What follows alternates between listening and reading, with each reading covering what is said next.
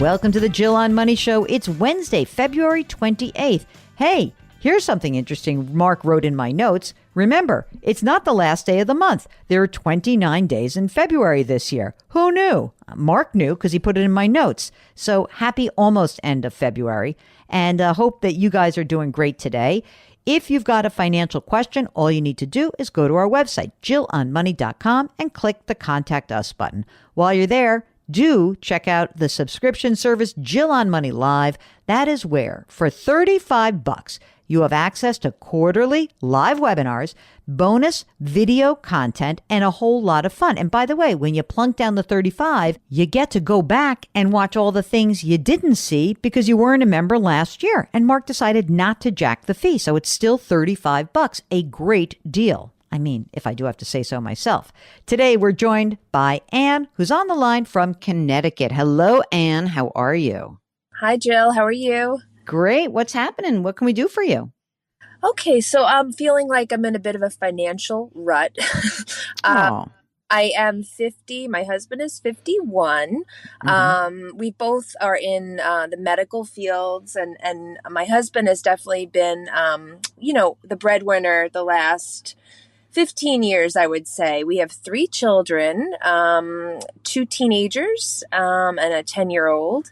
And I'm exhausted already. Yeah. 2 teenagers and a 10-year-old? Yes. Oh, and the older teenager is on the spectrum. So that has thrown a wrench in my working. Because you have to be more available, so you got to cut back on your hours, et cetera. Exactly. So I actually took like a 7-8 year time off from work so I could really be home and fully vested in raising the kids. Hold on. 7 to 8 year time off? Like what? Like that's not a sabbatical. You stopped working 7 or 8 years ago. Are you working again? Yes. I've been working the last 5 to 6 years, and every year my schedule is getting more and more busy. You know, I'm picking up more and more cases. So it's as the kid is sort of more established and okay to be okay. I gotcha. But I feel like it really threw a wrench in our savings and trying to kind of get ahead in retirement savings, college savings,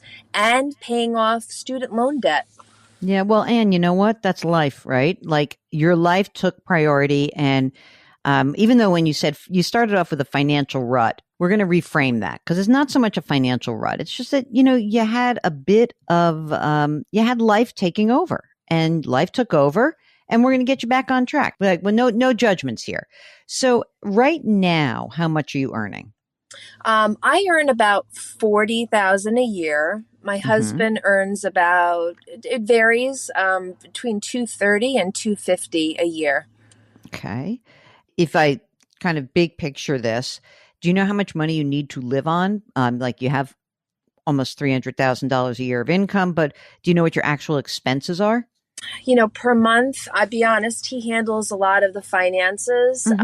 Our mortgage is probably $4,300 a month with taxes. I know we do pay by credit card. We have no outstanding credit card debt. We pay the bills every month. We're very good about that. But our credit card bills can range from $5,000-$6,000 to $7,000, $8,000. It depends. Yeah, I get you. But like that's actually not a bad back of the envelope way to get to the expense level, which is, you know what the house costs, you know what your bills are. So, are you spending $12,000 a month? Probably, right? Yes. Okay. Are you guys both making retirement plan contributions now? So I was very good early in my career, with trying to be really good about that. That's one thing my parents instilled in me is, put away for retirement early. But again, I am the bigger saver than my husband. He didn't really seem to feel not the importance of it, but I don't think he really was thinking long term like I was all along. Did he grow up with money? Is that why? He did not grow up with money. What? I mean, the poor people are supposed to be able to be like, I'm hyper focused on saving, but that was not him, huh? Like, live in the moment. Oh, yeah. All right. So let me go back to this. So let's go into, are you both making retirement Yeah. So now we're contributions now? both making retirement contributions. His does a 4% match, which he Hmm. does 4% of his salary every week. They match, and it's pre-tax. There's no option for a Roth. How much is in there? He just started it last year when he turned 50. I was like, we have to get on board with this. So there's about 32,000 in that right now. Okay. And that's his current plan and no old plans that are hanging out, right? He has one pre-tax plan from a prior employer that only has about 8,000 in it. Okay. And so he's putting 4% in, they match 4%, and that's it, right? That's it. Yep. Okay. You are the good saver. So what do you have in retirement assets? It's more. I mean, my job pays a heck of a lot less than his. So I've accrued about 153,000 in one 403b. Mm-hmm. And then I have a second one from another job that has about 32,000 in it. Those are both pre-tax. Okay. And right now on the 40,000, are you making retirement contributions or Yes, not? I am. So I have the option of a Roth or a pre-tax. Did the pre-tax, but I'm thinking since my husband has pre-tax and his contributions, it might be smart for me to do Roth instead. Hang on before we get to that, because I have other things that I'm going to have to ask you about. I have certain suspicions about other things that are going on. When we started this conversation, you said something about student loans. Tell me about that. He had $250,000 student loans from medical school. Yes. So we have that down to just under 30,000.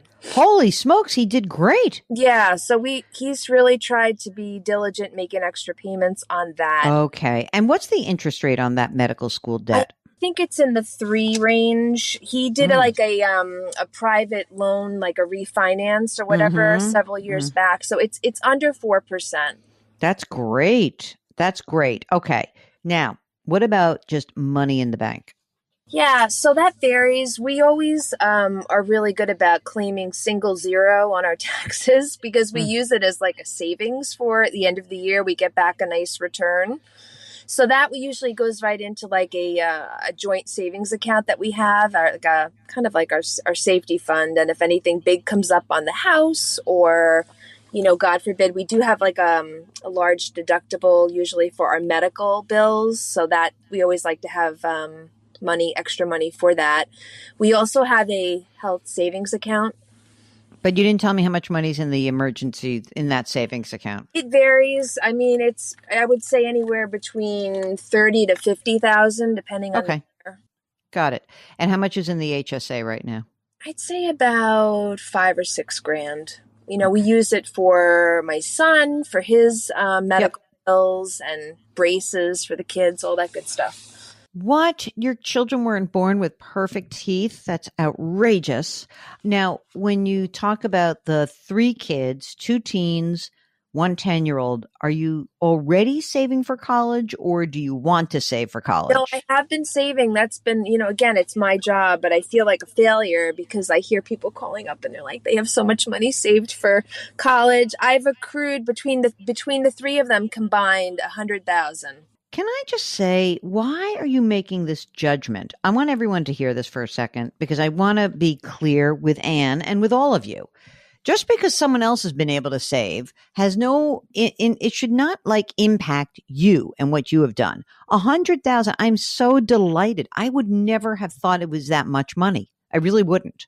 So I am so happy that that is the money that you have. It's amazing. It really is amazing. So please, please take yourself off the hook a little bit.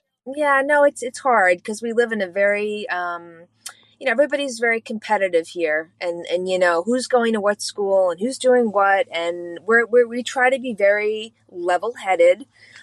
We both we went to college. We didn't go away to school. We stayed close to home. We did was like the best, financial option that we had at the time. And my husband is still reeling from the debts of medical school, right? So it's like we realize we don't want to put our kids in that position. So I feel very guilty. Like I want to help them as much as I can, but I'm also thinking I'm 50. what's going to happen in retirement? Am I going to be comfortable? Am I going to be able, like, I'm going to hit a point eventually where I can't work anymore, and will I be able to, you know, be comfortable?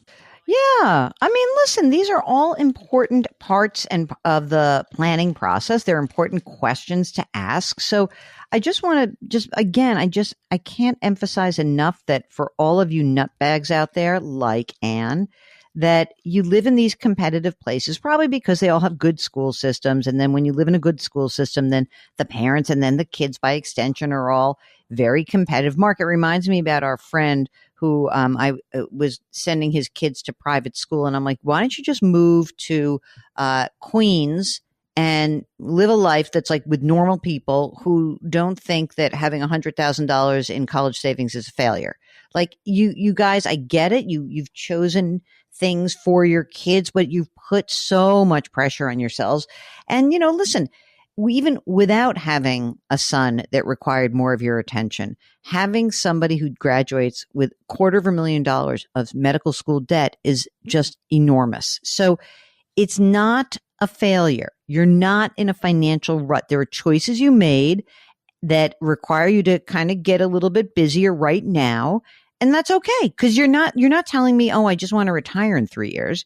We're probably coming to the point in your lives where you're making good money and your income will continue.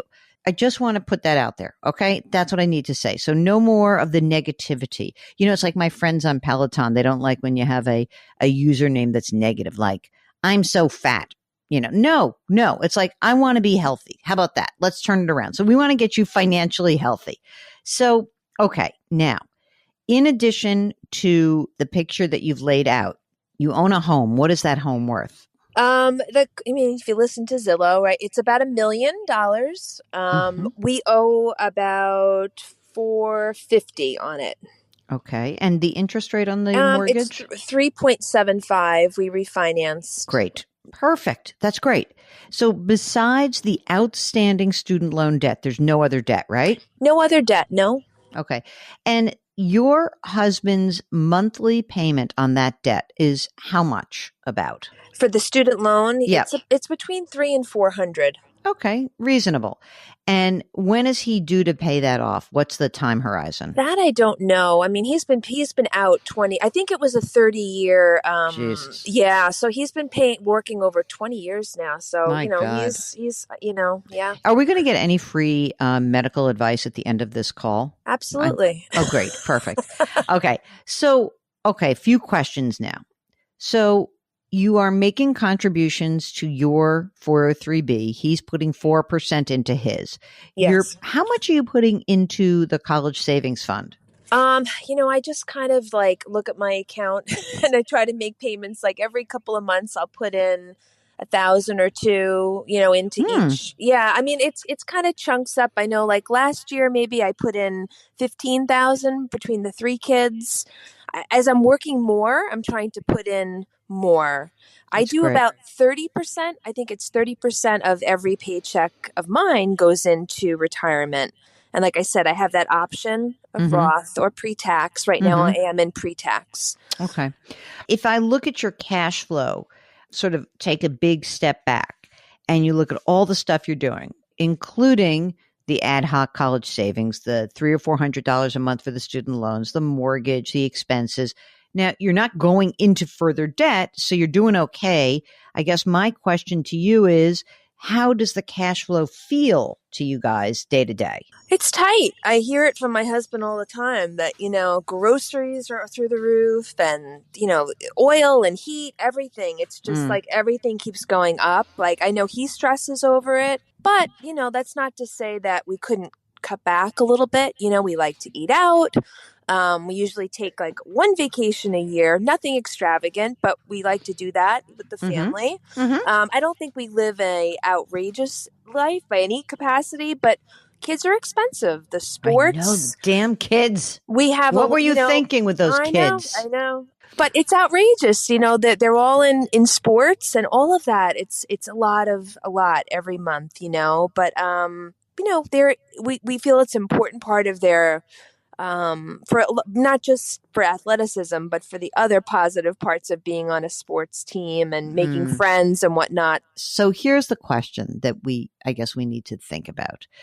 We want to be clear that you have, like, you're okay. Just take a deep breath. You're willing to work for a while, right? I mean, you guys have jobs where you're going to be able to work. Yes, we both talked about that last night. Like, he envisions working till 70 and then even maybe longer. The career that he chose, it's a profession where he could work a little bit longer. And I have I look young for my age. I feel young for my age. I don't anticipate that I think I'm probably going to work until I'm 70. Okay, that's great. And neither of you would be entitled to a pension, right?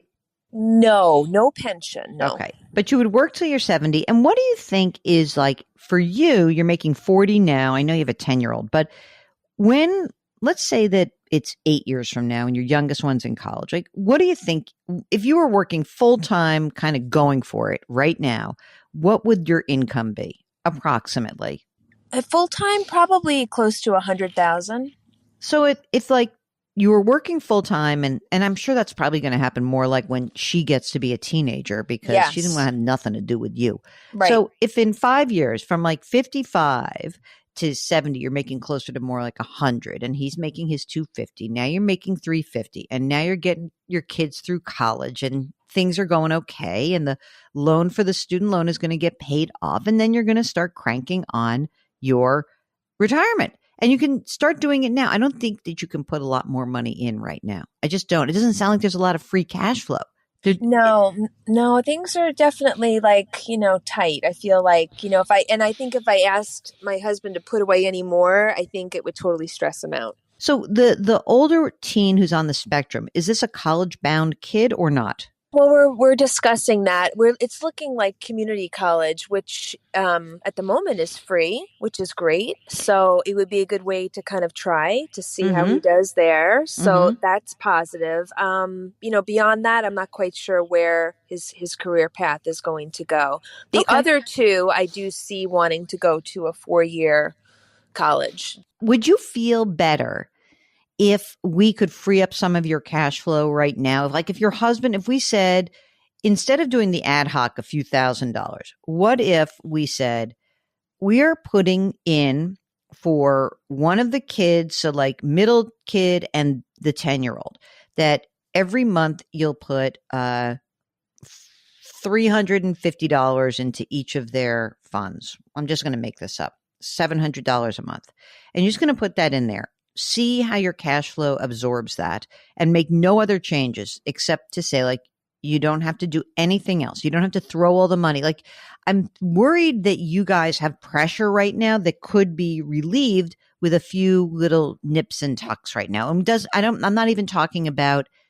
not talking about your actual spending. I'm now talking about, like, saving, because what I feel like is this is a short-term problem. In a few years, there's going to be a lot more information. The student loan's probably going to get paid off. You will know more about your older kid. You'll be making a little bit more money every year. So I think ideally what we want is both of you to be maxing out your retirement accounts. But I don't think that's available to you right now. I just don't think that's the reality of your life. If you're willing to work till 70 and then beyond, if we get through the next few years and you don't pile up any more debt and you're paying down debt and you're just, like, existing, I think that's a huge win. And I don't want you, I mean, you might feel like you're in a financial rut, but, like, this is life. But everybody thinks, you're married to a doctor, you're loaded. And I'm like, you have no idea, like, the debt and the stress. Like, I know. I'm not crying, woe is me, believe me, but it's you just can. Like, I'm listening. It's a lot, balancing it is a lot. And you know what? I was just talking to somebody about this, a friend of mine who has a kid on the spectrum.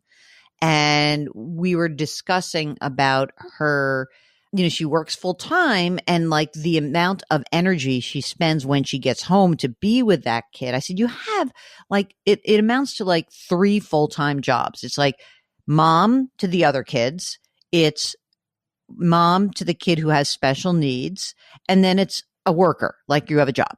So there's like 3 full-time jobs. And I'm just wondering if we can try to pull back on some of the the stress that you feel, both of you and your husband, and try to give you a little bit of a pass here. You've done a great job. He's paid down a ton of debt. You're on the road. And in a few years, you guys have to start pushing more money into your retirement account. But you know that already. So if from 55 to 70, you're going to be putting away 60 grand a year for 15 years in today's dollars, you'll accumulate that money. You'll pay off the student loan that remains. You'll be continuing to pay down the debt on your mortgage, and you'll live your life, and it will not feel as stressful as it feels right now. I can promise you that. And as long as you're willing to work, I feel okay about it. If you would like to come on the air with us, all you have to do is go to JillOnMoney.com, click the Contact Us button, check that box. We'll get you on the air. If not, we're going to be doing emails, and I want to make sure that we get through as many emails as we can. I think we're going to start doing just sort of a generalized cadence of that so we get more and more of your questions answered. I think it's going to be really great that we do that and stick to a little bit more of a schedule. We'll let you know more about that in the future, in the coming weeks. All right. As always, we would like to remind you that you can subscribe to this show on the Odyssey app or wherever you find your favorite podcasts. And we ask if you wouldn't mind to leave us a rating and review wherever you listen. And of course, do something nice for someone else today. Change your work, change your wealth, change your life. Thank you for listening, and we'll talk to you tomorrow.